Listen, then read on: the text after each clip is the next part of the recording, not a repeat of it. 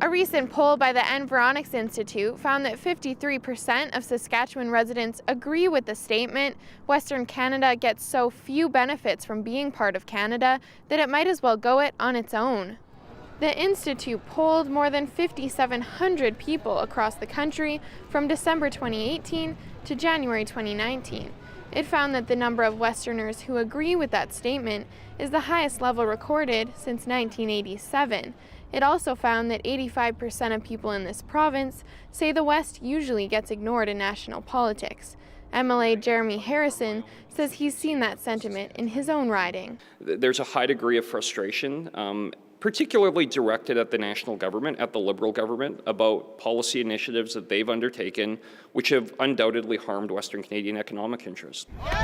Harrison says some national policies have been polarizing for Western Canada, including the carbon tax and regulations on the energy sector.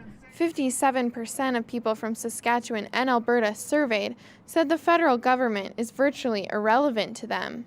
66% say Saskatchewan has less than its fair share of influence when it comes to important national decisions.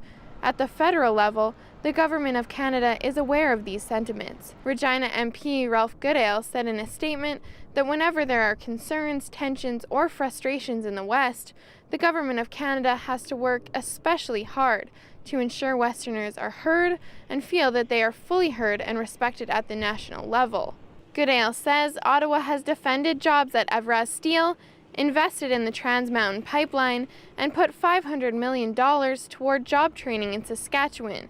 The provincial NDP says the Saskatchewan government needs to push harder to further provincial interests. Saskatchewan people, I think, will recognize that we're stronger as part of Canada and that we're Canadians.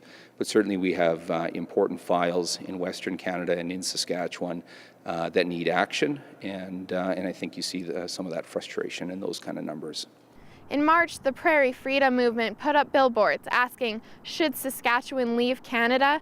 On paper, it looks like that movement's growing, but politicians tell me the numbers just reflect a frustration with the federal government and not a true desire to leave Canada. Alex Saladuka, CBC News, Regina.